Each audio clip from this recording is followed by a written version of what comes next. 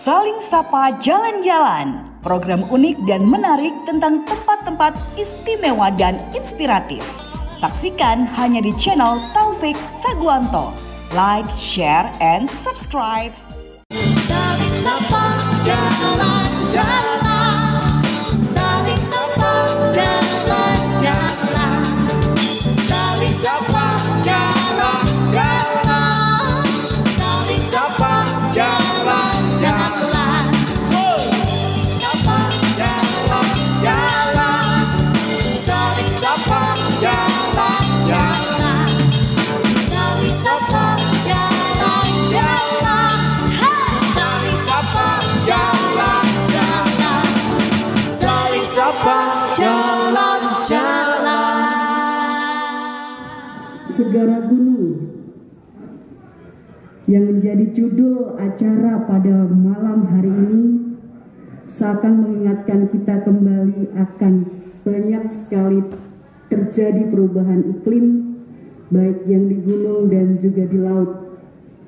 Kita yang hidup di Kota Malang berada di titik tinggi, tapi kita juga punya laut di kawasan kabupaten. Tapi mungkin saat kita mengunjungi laut pun tidak akan selesai mempelajari, menyelami, bahkan menikmati keindahan laut, tidak akan pernah ada ujungnya dan akan terus berlanjut.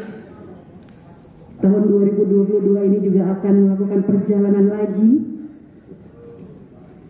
dan tentunya Arka Kinari dibantu oleh teman-teman Yayasan Lintas Batas. Yayasan Lintas Batas mungkin bagi sebagian orang di Kota Malang masih banyak yang belum tahu apa Yayasan Lintas Batas, apa Arka Kinari.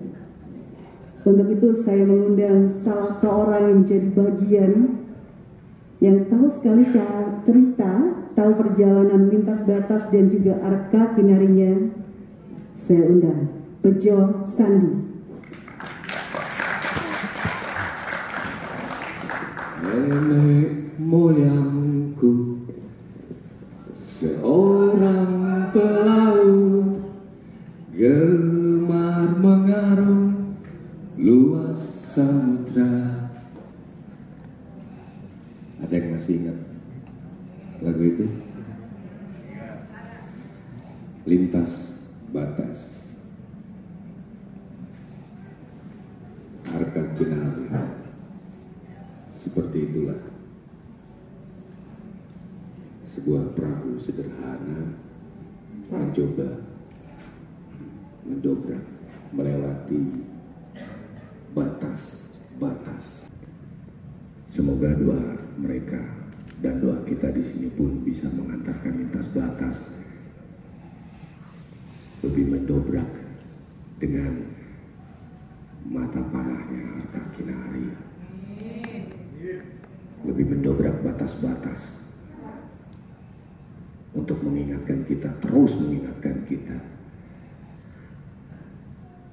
Hari ini adalah awal, di rumah rakyat ini pun adalah awal. Tetapi sebuah awal mungkin tidak ada artinya bila tidak didukung oleh doa kita bersama. Mungkin kita akan berdoa bersama untuk perjalanan Arka Kinari menyusuri pantai selatan Malang ke arah barat, berputar ke arah utara pantai Jawa, lalu ke utara ke Kalimantan.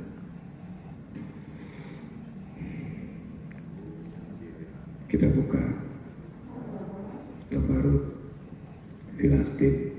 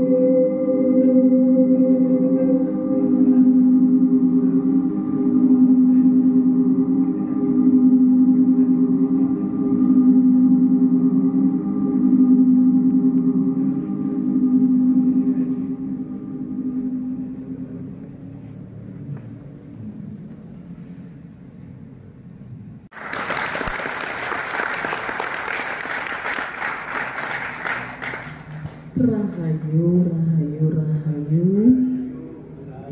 Rahayu. Sugeng Dalu. Senang sudah diberikan ruang di sini untuk teman-teman berekspresi dan juga kesempatan untuk kami bisa bercerita tentang perjalanan kami. Nama saya Nova Ruth, ibu saya Fatma Yunianingsih, bapak saya Totok Teowel di sana.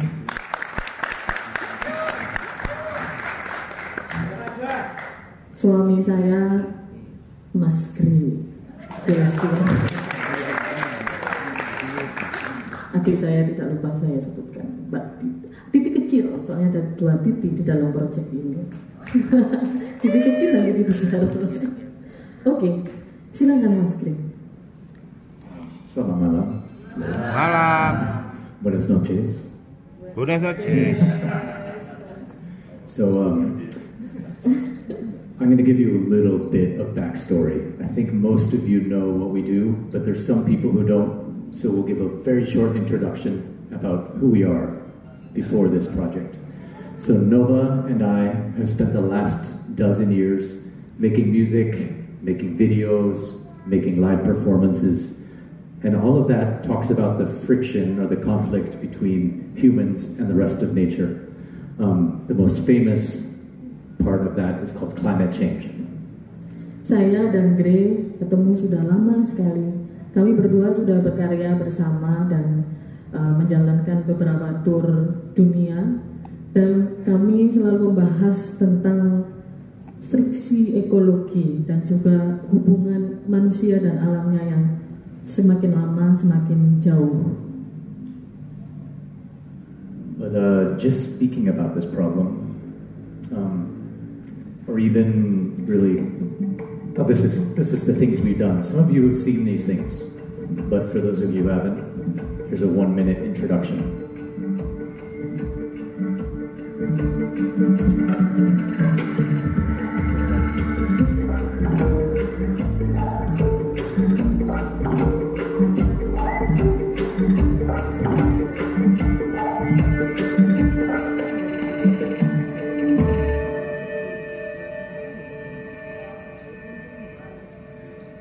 So we've been talking about this problem for a long time. And we've been making art about this problem for a long time. But it doesn't feel like enough of a response to such an existential crisis. Also, by flying from place to place and festival to festival, we're really accomplices in the system we're trying to change. Kami merasa bahwa hanya membicarakan saja tentang permasalahan yang ada, bahkan membuat karya seni tentang apa yang kita pedulikan, itu sebetulnya kami rasa tidak cukup. Apalagi kami selama bertahun-tahun menjalani tur ini, berpindah dari satu tempat ke yang lainnya dengan terbang ya. Dan itu sama saja kami menjadi teman dengan masalah yang sedang kita bahas. So we made a plan. It's a plan that used every skill, every resource, every bit of money and contact we could gather to make our method match our message and start living right now how we'd like to see the world. Lalu kami membuat ide ceritanya, dan kita membuat sebuah rencana itu yang menghabiskan segala daya upaya kami, dari skill sampai uang, sampai tenaga dan sebagainya, demi menyelaraskan pesan dan metodenya, lalu bersiap untuk segera hidup di dalam seni yang selama ini kami bahas dan hidup di dalam prinsip yang selalu kami bicarakan. But a plan this big is expensive. So first we needed to make a lot of money. Katanya sih jeruk basuki mau beo. Kalau misalnya mau usahanya besar ya duitnya besar, ya udah cetak sendiri aja. Ini kita bikin uang kita sendiri. So back in 2012, 10 years ago, we made an album and this paper money called Loot. And the ship you see in this money was actually the first presentation of the idea of an idea. And that's an idea that we finally made a reality in 2019. 2012 saya dan Gray pertama kali mengeluarkan album bersama dan judulnya Loot. Didampingi dengan uang yang kita cetak sendiri itu. Lalu ada kapal di sini dan kapal ini sebetulnya gagasan saja ketika es bumi sudah mencair semua maka kita akan hidup seperti ini gitu. Namun akhirnya gagasan itu menelurkan sebuah mimpi, harapan, aksi, dan menjadi kenyataan di tahun 2019.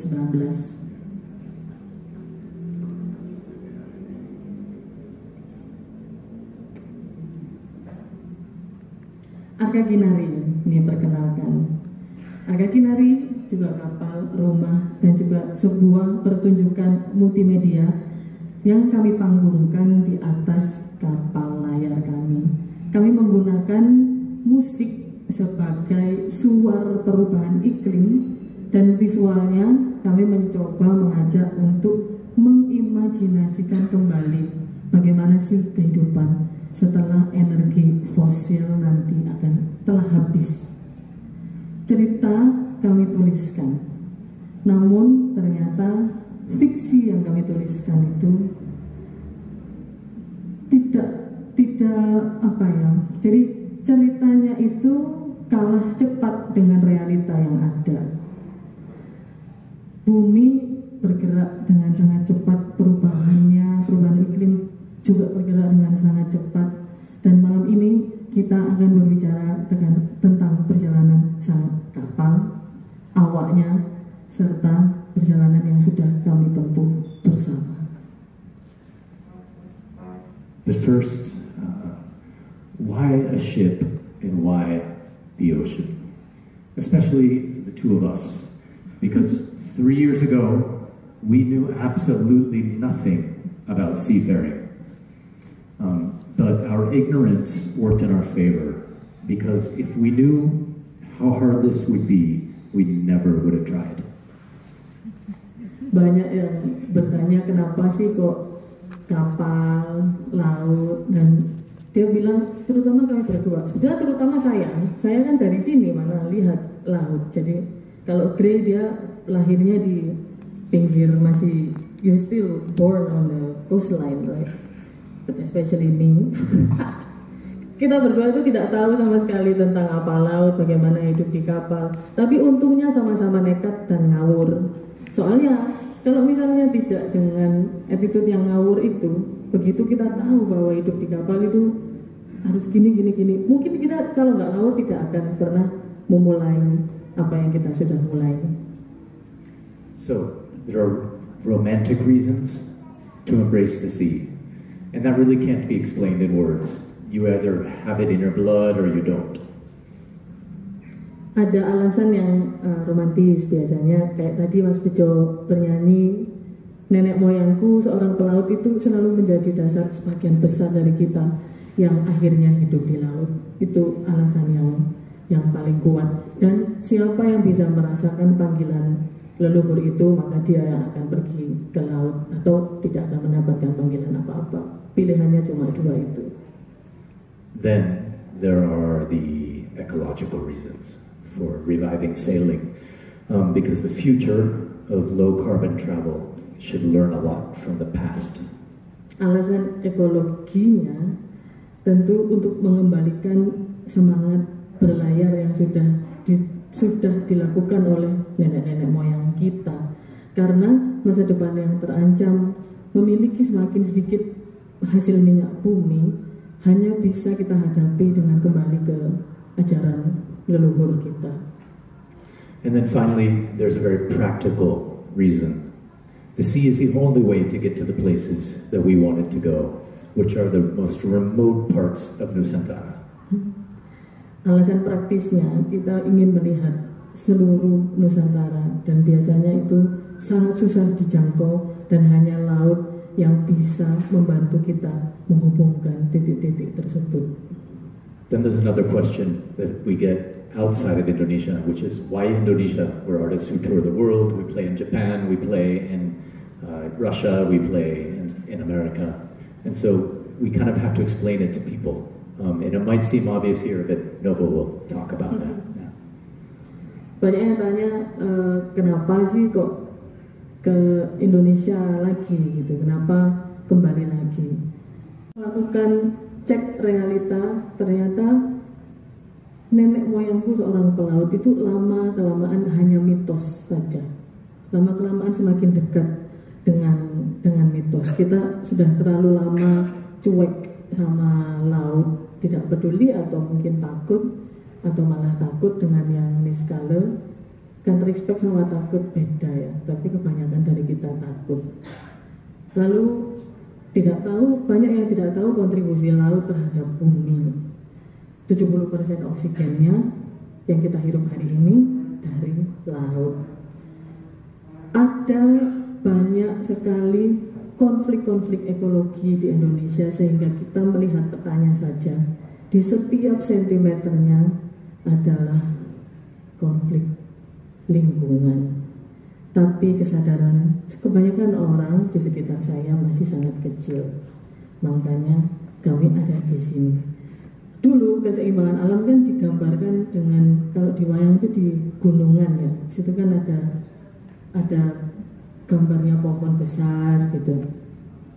Nah, dulu cerita itu dikemas dalam wayangan, lalu itu juga dibawa lewat laut dengan kapal-kapal layar. Di setiap pemberhentiannya wayang digeber, lalu cerita-cerita tentang kearifan lokal diceritakan, diketuk tularkan dengan wayangan, dengan oblek, dengan musik yang menghipnotis, memberikan sugesti yang baik kepada kita. Kita pulang dari cerita-cerita wayang itu ada pesan di dalamnya yang bisa kita bawa setiap hari. Kami sebetulnya pengen seperti itu.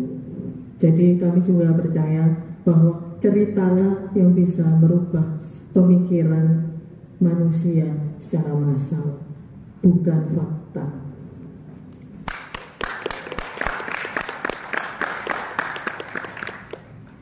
So first, we needed a ship that was big enough to hold this dream, but light enough to sail on the wind, and heavy enough to carry a big sound system with enough space for a bunch of solar panels and space inside for a crew of 8 people. So we began a worldwide hunt for that boat. Kami menyimpulkan bahwa mimpi yang besar ini butuh ditampung di kapal yang besar juga. Tapi kapalnya juga tidak boleh terlalu berat karena dia harus bisa berlayar. Terus kapalnya juga harus muat untuk 8 orang yang orang-orangnya bisa nyaman hidup di situ. Berdasarkan fakta-fakta ini tadi, berdasarkan yang klasifikasi dan keinginan kami itu, maka kami mulai melancarkan pencarian kepada Arga Kinari.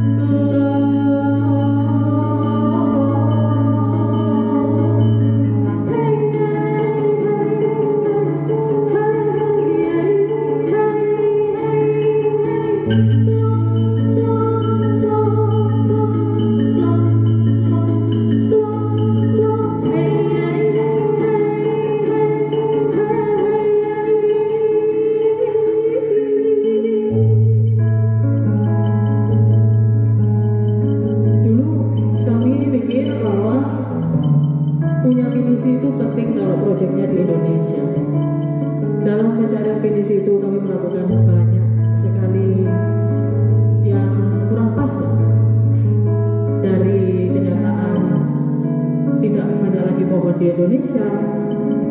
Tiang-tiang kapal sudah tidak tinggi lagi karena tidak ada pohon setinggi itu.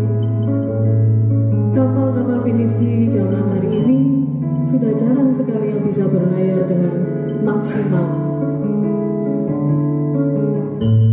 Maka kami memutuskan untuk mencari saja kapal yang sudah terpakai. Jika kita niat toh pasti ada jalannya. Ironisnya, setelah 2 tahun kami bertemu kapal yang cantik sekali, pas ukurannya. Tapi sayangnya di mana ayo? Di London. Genderanya apa ayo? London. Posisi ini waduh. Tapi tidak apalah. Kita akan coba menghantarkan dia yang kami yakini bisa menjadi kapal kami ke arah Indonesia. Dibutuhkan waktu mungkin secara normalnya 3 tahun untuk bisa membuatnya ideal. Tapi kita hanya melakukannya dalam kurun waktu 3 bulan saja. Karena banyak sekali teman-teman yang membantu dari seluruh dunia datang ke Rotterdam, termasuk dari Indonesia juga. Dan itu termasuk teman-teman lintas batas juga yang membantu dari jauh. These hands of mine have known something. They did something that left me shame. No more, no more, no more again. The time has come to leave this game. The ground is broke, the beast are slain. The rock are split, the spirit change. No more, no more, no more, I say. The time has come to leave this game.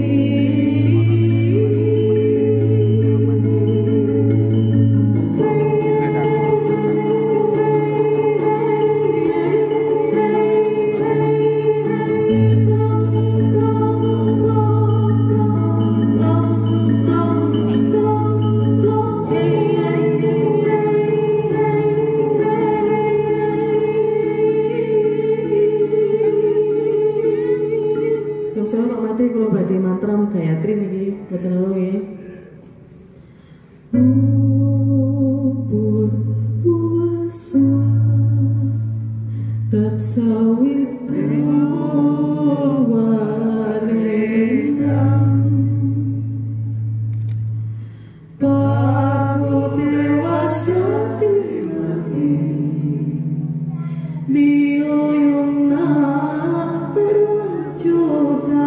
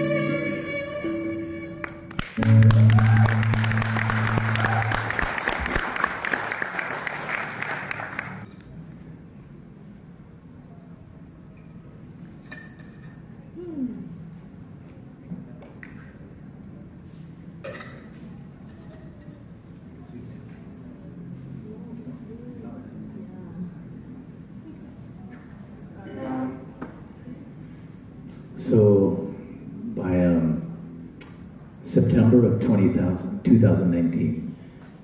really nothing was ready. The ship was a total mess. The performance was half finished, and we were totally exhausted. But the winter was coming, and we had to leave in a hurry. So we shared a first version of the performance in an abandoned area of the port of Rotterdam, and then departed that same night, flushed out with the tides into the North Sea. September 2019, setelah mempersiapkan dua hal, kapal dan pertunjukan. Semuanya sebetulnya, terutama pertunjukan, itu masih 50%. Tapi ada musim. Waktu itu mau masuk musim dingin di Eropa, dan musim mereka tidak menunggu kita. Jadi karena ada momentum itu, maka kami harus memanfaatkannya untuk mengikuti arus yang sedang berjalan dari utara ke selatan. Padahal waktu itu habis manggung, kita kan sharing pertunjukannya itu di Rotterdam untuk pertama kalinya. Tes performance di Rotterdam, di sebuah pelabuhan yang sudah tidak dipergunakan lagi. Setelah manggung, selesai jam 11, jam 2 kaptennya bilang, kita harus pergi sekarang, mate kon. Kau siap gak siap? Maka kita berlayar. So how do you actually sail from Europe to here? The modern route is via the Suez Canal, and that's a journey of about 3 months. But that route would put us between the piracy of Somalia and the war in Yemen. Then there's the longer route, about 6 months. That's the old colonial route, which is to go around Africa to get to Indonesia. But these are very dangerous waters where the Atlantic, the Indian, and the Antarctic waters smash together. And that Cape of Africa has the wrecks of the best ships of the European empires. And it's probably not a safe route for a crew of naive artists on an untested old boat. Ada banyak cara untuk menuju ke Indonesia dari Eropa.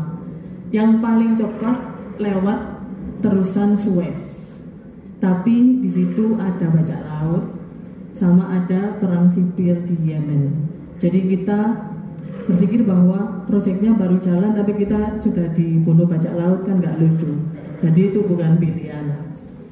Terus yang kedua, jalan rute yang dibuat oleh kolonial Belanda, yaitu melewati, kalau Afrika itu kan ada berbentuk seperti tanjung, dia lewat bawah Afrika.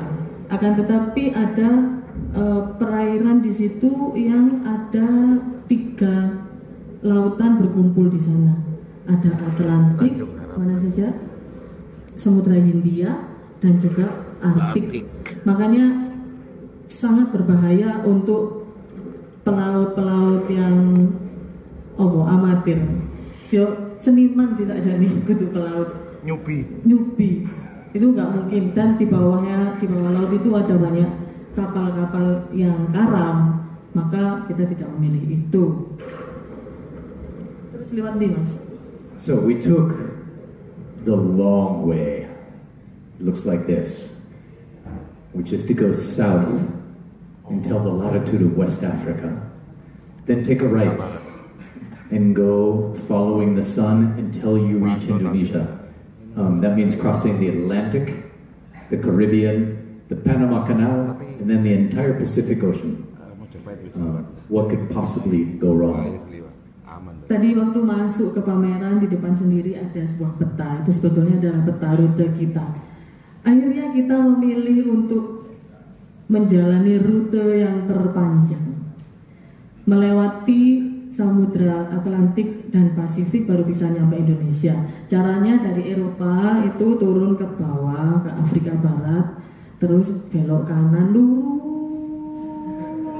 mengikuti matahari terbenam, terus ketemu timur. Akhirnya ketemu dengan negeri timur. Caranya begitu. Nah, rencananya sudah ditata dengan baik. Ini 9 bulan, berhenti di sini 1 bulan, bla bla bla bla. Tapi terus ada sesuatu yang membuatnya tidak sempurna. So along the way, we were also working on the performance, and we shared, as versions emerged of the performance, we shared that in France, in the Canary Islands, Colombia. Di perjalanan kita mencoba untuk menyempurnakan pertunjukan sebetulnya idenya. Jadi berhenti di waktu itu di Tenerife, di Perancis, Tenerife Spanyol, dan juga di Kolombia kami melakukan pertunjukan dan perlahan-lahan mau bentuknya menjadi 100%. And then our last stop in the Americas was a tiny fishing village in Mexico.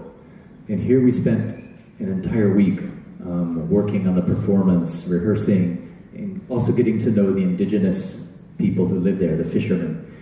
And then for the last night, all the fishermen and all their families gathered on the cliffs overlooking the ship and watched our last rehearsal before leaving across the Pacific. Terakhir berhenti di dataran Amerika Selatan. Sebetulnya kami berhenti di sebuah desa kecil di Meksiko, namanya Puerto Angel. Di sini kami berhenti selama 1 minggu untuk menyempurnakan pertunjukan bersama dramaturgi, director kita, sambil mengenal para penduduk setempat di situ. Ketika kita melakukan pertunjukan, semua orang-orang lokal itu datang berbondong-bondong, dan di situ ada tebing, kita tidak bisa bersandar dekat. Jadi jaraknya sekitar 40 meter, dan mereka semuanya melihat pertunjukan kita yang 99% sempurna, 99%. Yeah. So it looked like this.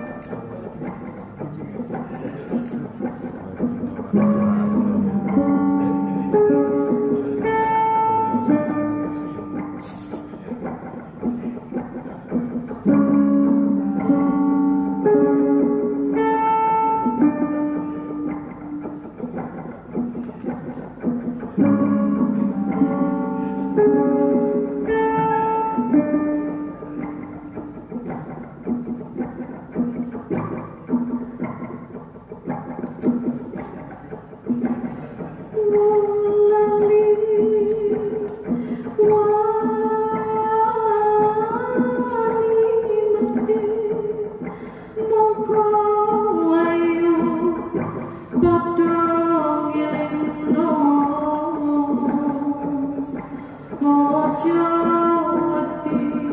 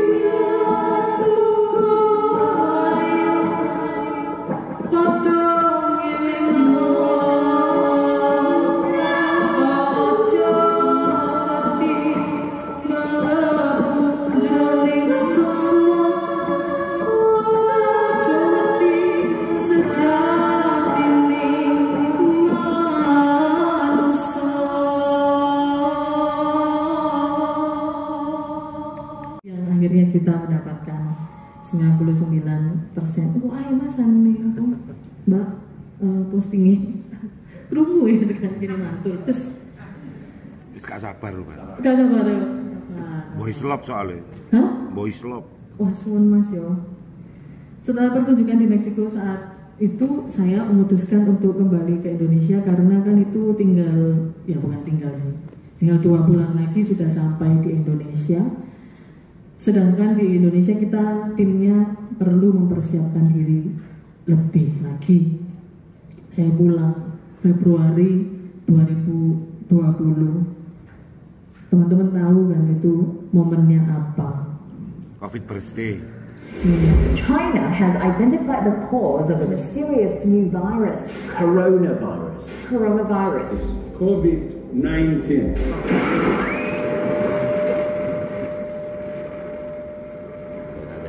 So the ship was 2 weeks into the Pacific with the wind behind us, no turning back, and the world closed.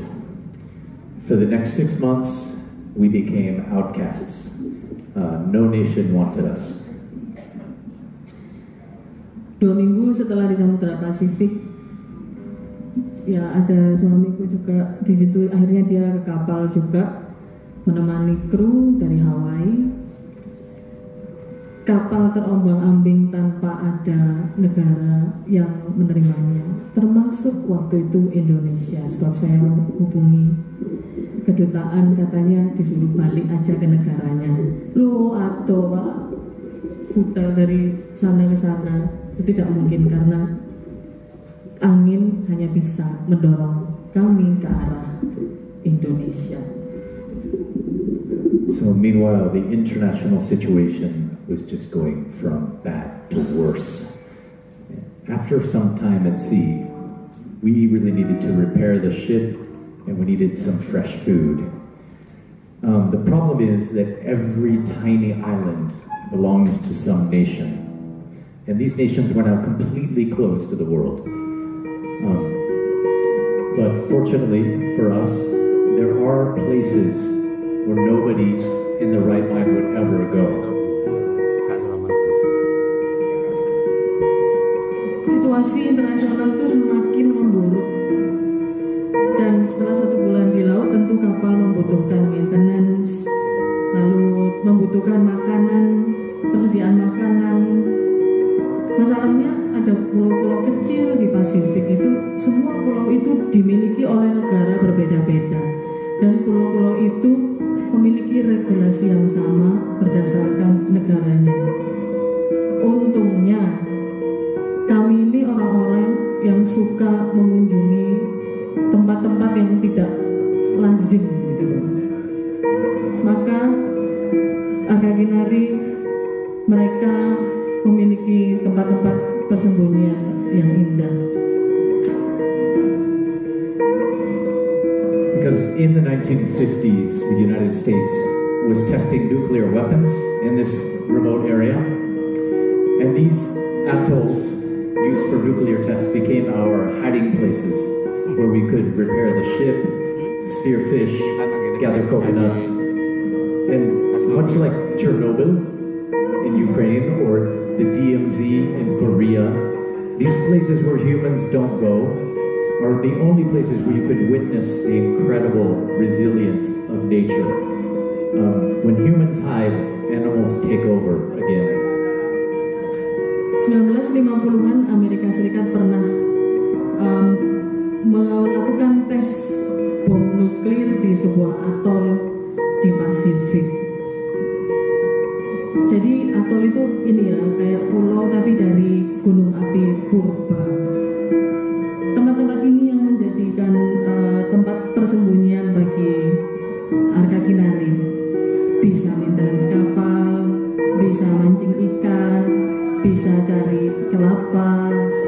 Nah, seperti Chernobyl atau DMZ, tempat antara ini area antara Korea Selatan dan Utara yang tidak dihuni oleh manusia, disitulah kebertahanan alam liar terjadi dan sumber alamnya lalu menjadi berlebih.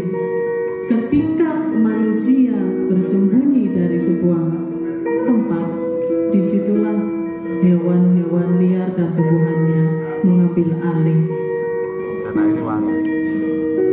So these months were like living in a purgatory, because all of you were locked inside of your home, inside of your city, inside of your nation. Meanwhile, our Pekinari was locked outside of all of humanity. And I think I learned how to miss the human race with all of our flaws. And I think we all learned how much we can miss each other. Bulan-bulan itu Arkakinari seperti hidup di antara surga dan neraka. Semua kita di sini terjebak di dalam rumah-rumah. Ada yang terjebak di sebuah kota, ada yang terjebak di sebuah negara. Sedangkan Arkakinari terasingkan di luar pagar apa yang terjadi pada kemanusiaan hari itu. Terus terang, pasti teman-teman merindukan apa arti bersama dengan manusia dengan segala kekurangan-kekurangannya dan konfliknya. Namun hikmahnya, kita semua pada saat pandemi adalah belajar untuk saling merindukan satu sama lain.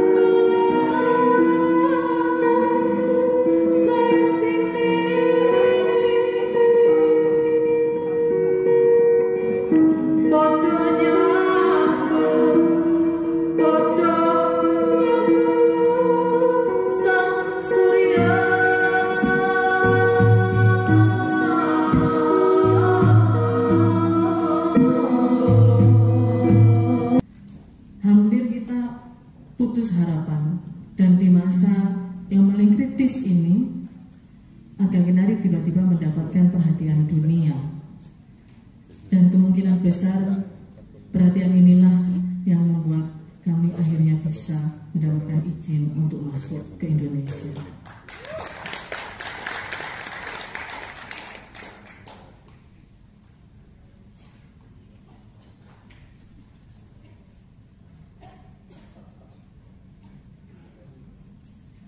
Saya lagu selanjutnya mau mengajak Abah.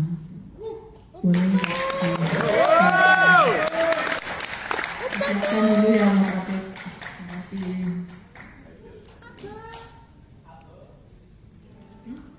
Continue. So, finally, after we got permission to enter Indonesia, our motor broke. And Arca is a sailing ship, but we always planned to motor the last week of this whole world journey to get across the doldrums of the equator where there's no wind.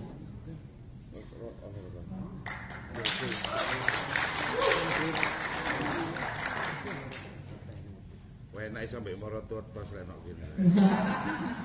Aku gak bisa sampai merotot tos. Akhirnya izin itu kita dapatkan, akan tetapi ada masalah lagi bahwa waktu itu mesin Arkakinari rusak di tengah lautan, dan kita berada di sebuah kondisi namanya doldrum. Jadi kondisi di mana tidak ada angin, tidak ada arus, semuanya diam.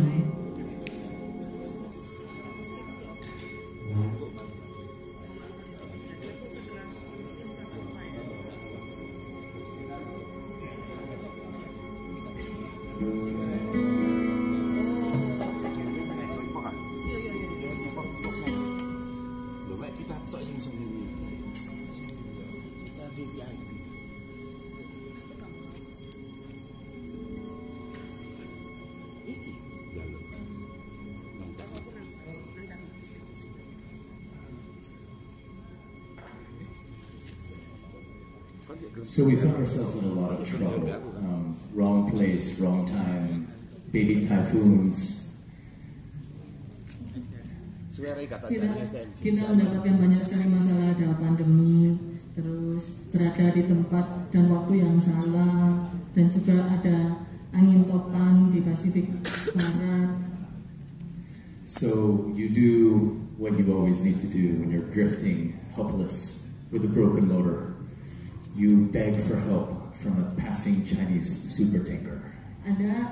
Ada sebuah tradisi sebetulnya, meskipun skoci berhenti aja pasti sudah ada yang menolong gitu.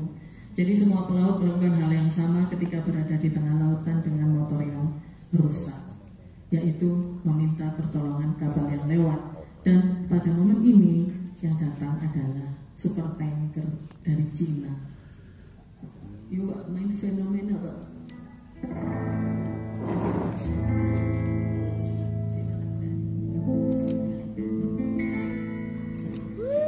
Ini lagu yang kita buat bersama-sama sebagai keluarga. Judulnya Fenomena.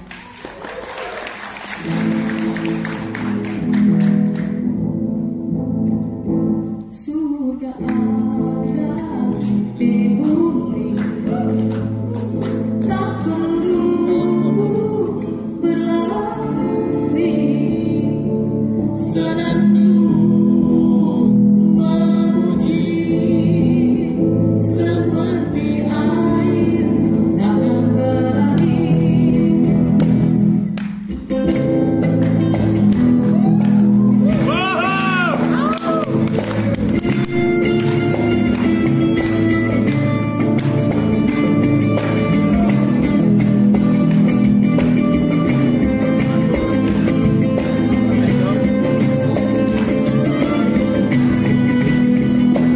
There's a fire made of gold underneath the willow tree, burning white, burning red, till the ashes of death then become a melody.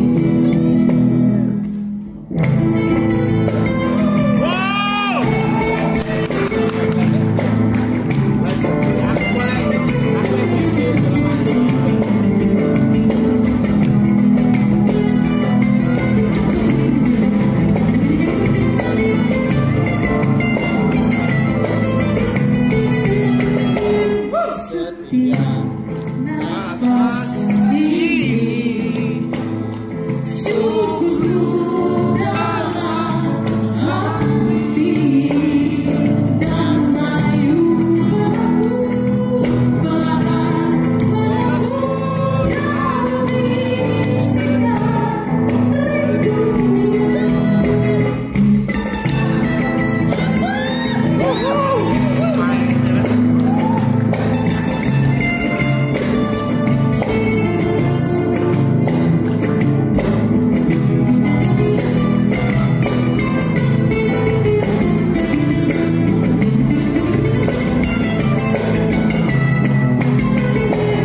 and the word of this heart, which is feeling the earth in the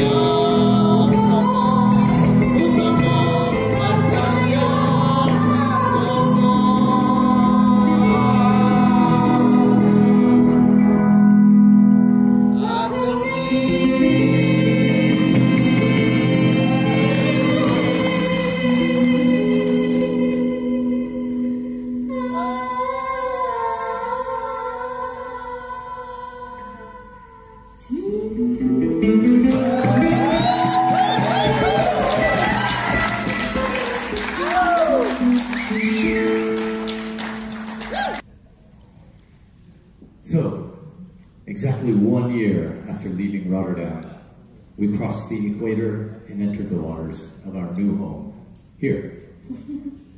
And this is where the story gets weird for me.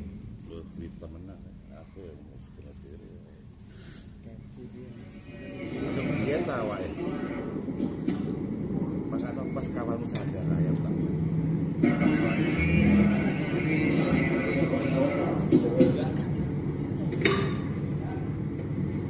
Selamat pagi, ini Arka Sinari.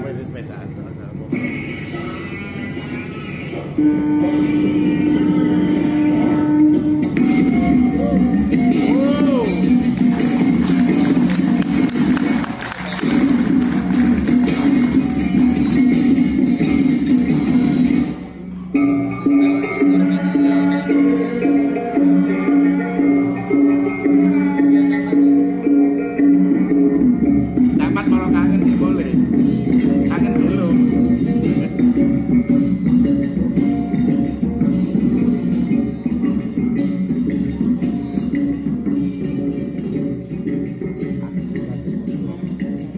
Berubah menjadi ngemis-ngemis pertolongan sampai jadi putri-putri pangeran, dibacak-bacai, disambut karpet merah, ritual prosesi, memanjakan. Tidak hanya sekali ritual tersebut terjadi, namun berkali-kali.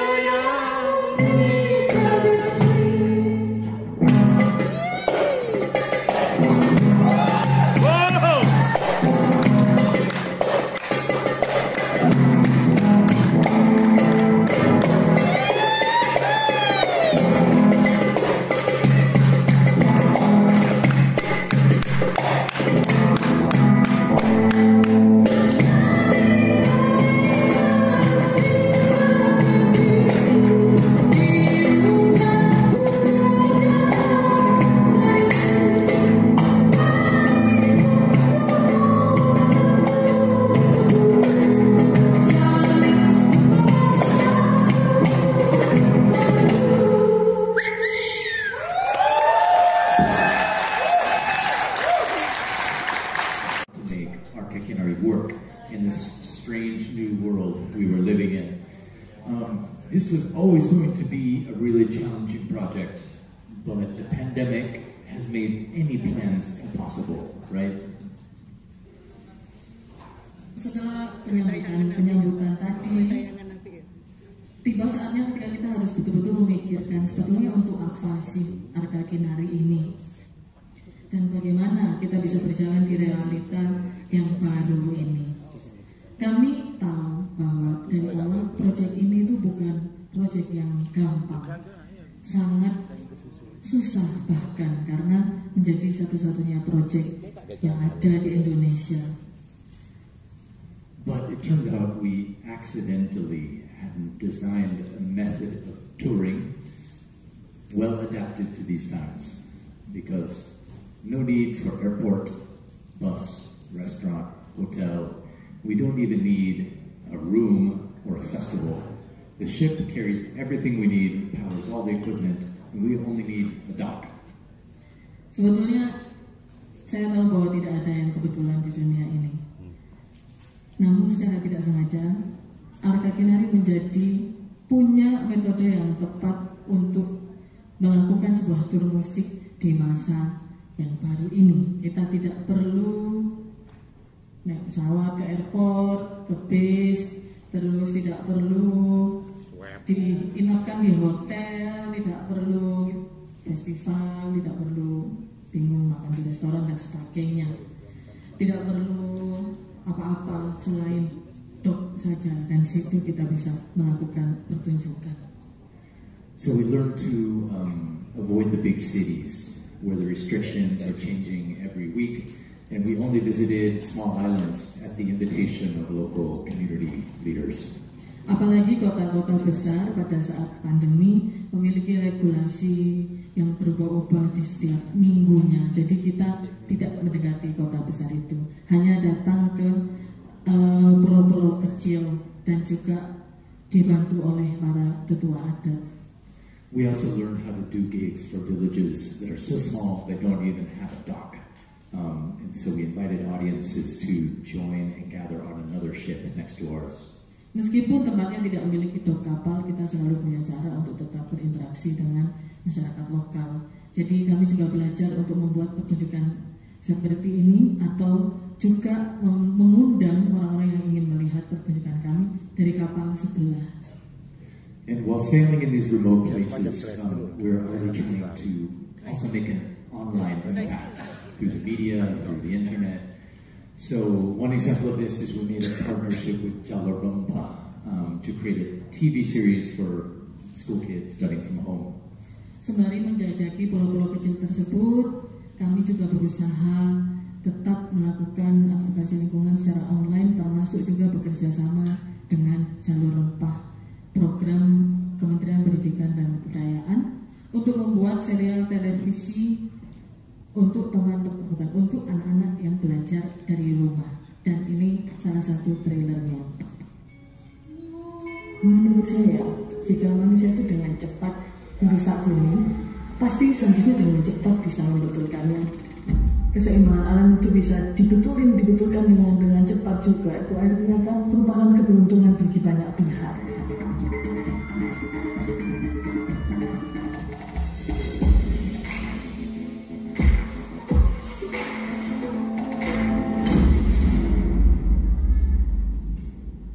Ma, aku harus TV loh ya, Ma.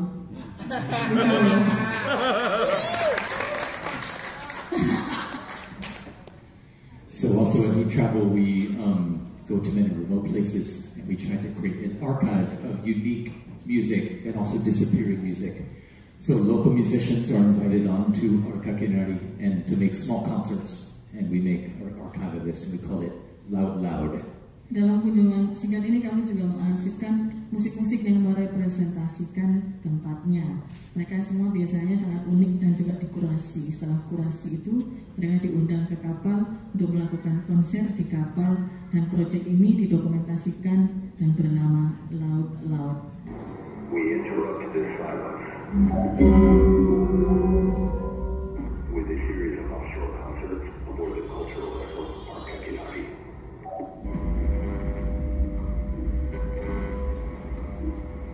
Join us on this voyage through international waters to find the outer limits of sound. Welcome aboard. Loud, loud.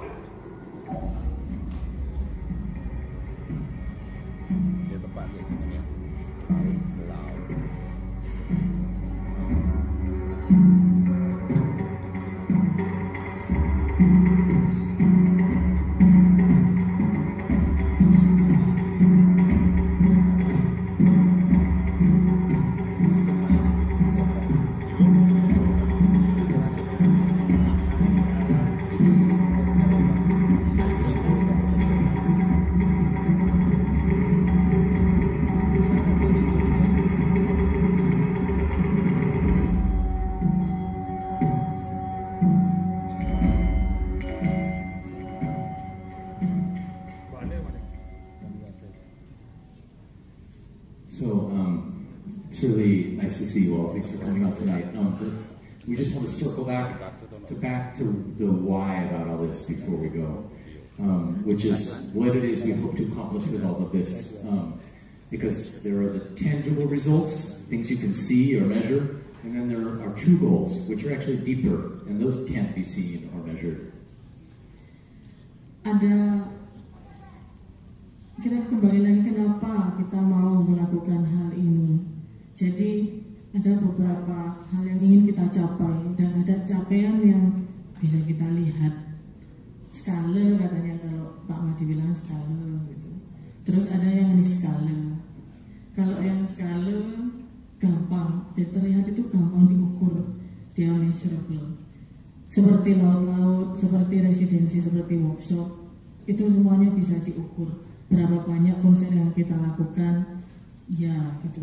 Tapi bagi kami yang paling penting itu yang skala itu tadi, yang lebih dalam, dan itu kaya saja gitu. Jadi apa yang kita mau capai tidak bisa diukur hari ini atau bahkan satu generasi lagi. Tapi apa yang tidak bisa dilihat itu tadi. Yang paling pertama sebetulnya menurut pengamatan saya, banyak sekali anak-anak kecil dan anak-anak muda yang tidak lagi memiliki mimpi yang konkret.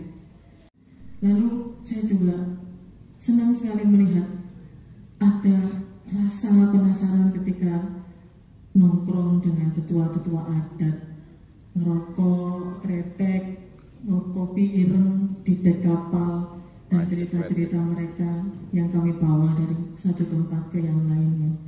Itu yang kita cari di dalam proyek ini.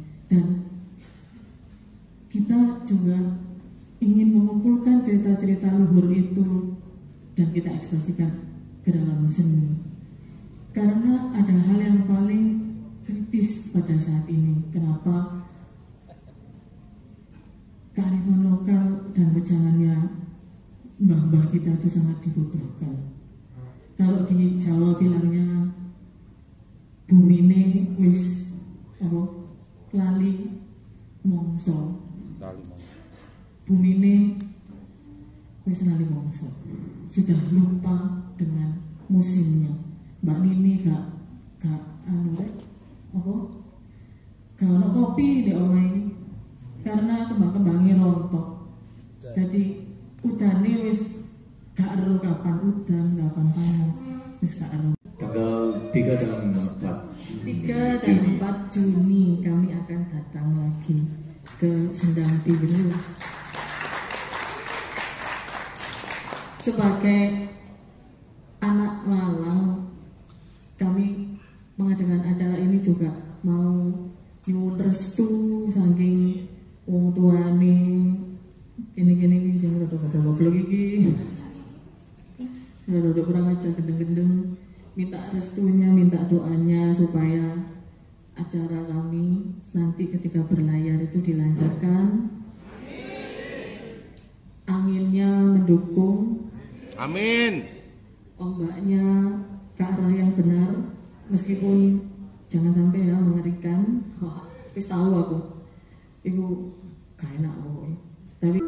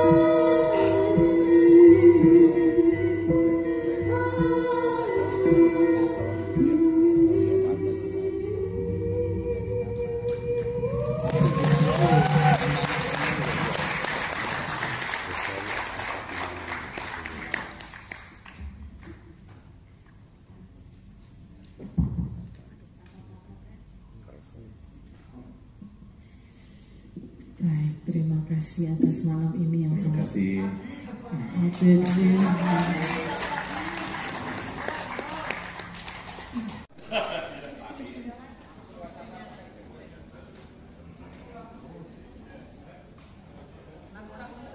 Pergerakan kami untuk lingkungan tidak akan bisa berjalan jika tanpa bantuan teman-teman. Apapun itu, bisa tenaga, bisa koneksi, bisa juga kalau hari ini ada donasi. Monggo kalau mau, dan juga kita ada merchandise yang kami jual juga, ada kaos Arka Kinari. Kami Arka Kinari dan Lintas Batas mengucapkan banyak-banyak terima kasih.